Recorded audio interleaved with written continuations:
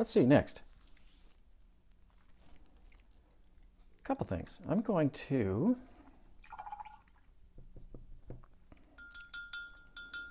just sort of at the trying to finish up the first overlap kind of areas. And I'm going to do this one right here that is between red, orange, and orange. So I sort of want to think of it as basically an orange that's slightly leaning towards red. I'm going to be using the same mix that we've been using for our oranges. Some azo yellow and some naphthol red. And remember, the naphthol red is wicked strong. So I'm sort of bringing it in to my yellow kind of slowly. I hope you can see that.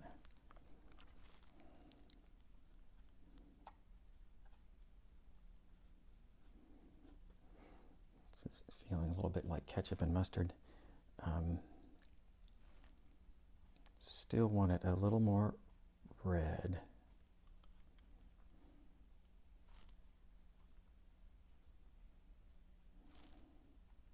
Maybe even a touch more red. Can you imagine? But this is where I sort of need to be careful. And another place, as far as mixing, that bringing in too much of the naphthol red could change it quickly and dramatically. Let me let's say that.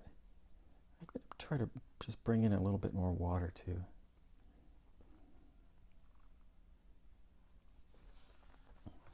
So I'm going to flip this guy around here.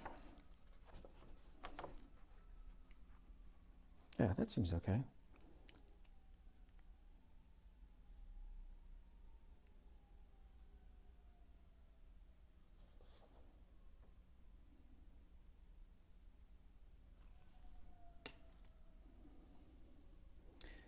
One thing I mentioned, and I'm sort of doing more and more with the shapes now as I sort of keep layering, is oftentimes I will just sort of make an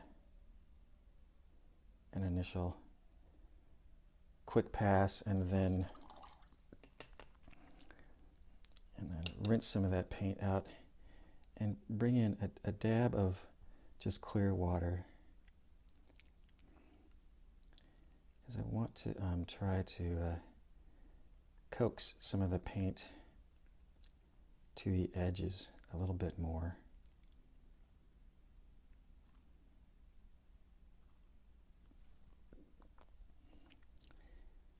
Maybe even drop in a little bit stronger color around the edges after that too. And that's going to kind of help break it up to where it still seems like we know what color it is, but there's a good variety within a single shape. Just enough variety to keep it a little bit more interesting than a real flat shape. I'm going to try to kind of do that with the one between green and yellow green. That's an interesting one, because I don't know that I want it darker. This one right here, I don't know that I want it a whole lot darker, but I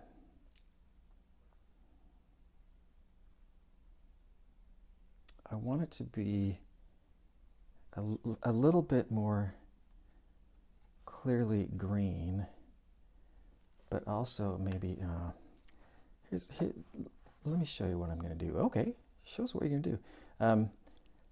This is some watery, more of a kind of a straight green, slightly yellowish.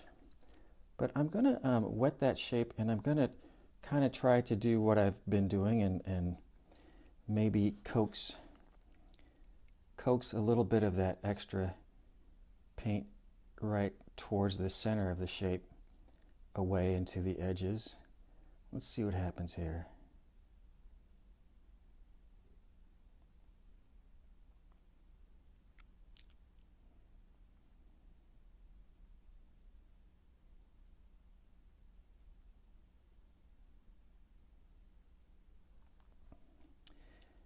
So it's sort of like I wanted to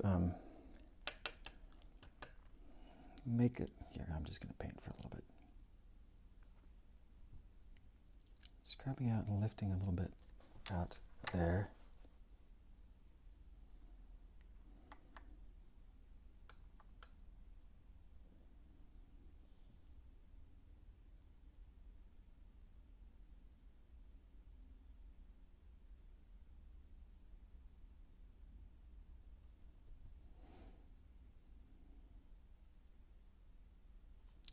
It does get a little bit more tricky on drying. Okay, now I'm cheating. I really just kind of grabbed some yellow. Not kind of, I did.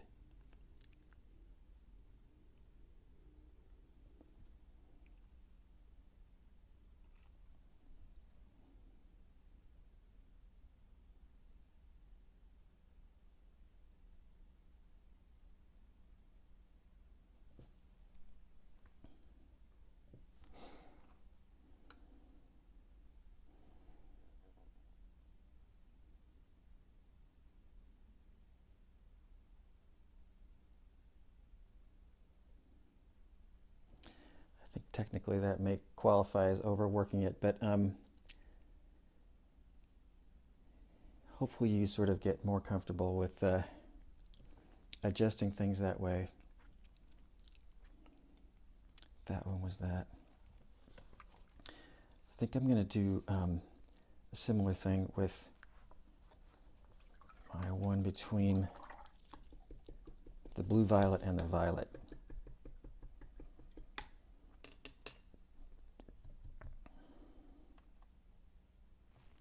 So that's going to be back to my Quinn Rose. I think this is a lot of that.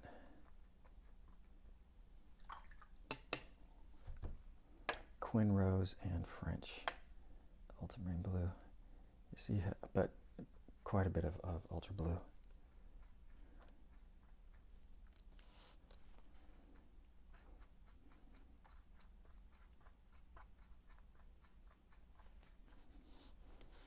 And fairly creamy, but still able to move around. Try to be kind of quick and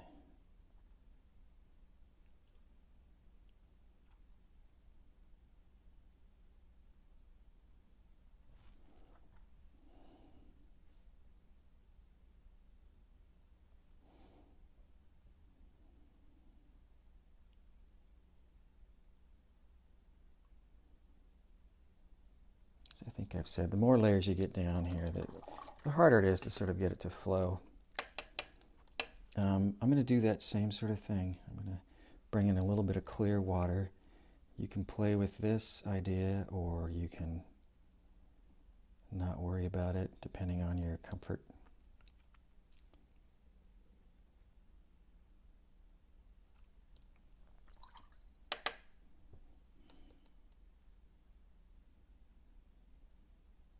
Really light touch, and once again, trying to coax it more than anything else.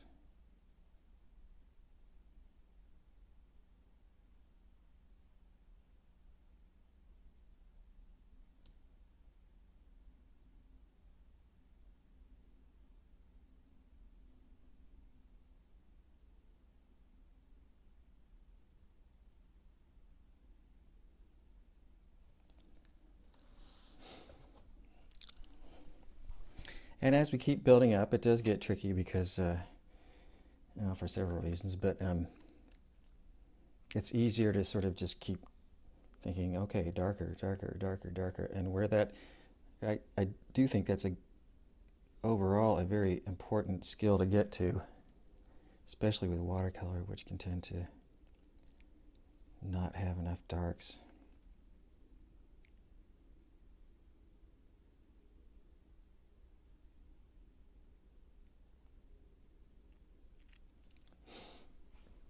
you can get to the point where you're sort of just making everything darker and then thinking, well, since that's darker, that's got to be darker, and since that's darker, and that's got to be darker. So it can certainly create kind of a vicious cycle. But in general, I encourage folks to sort of be brave enough to go darker.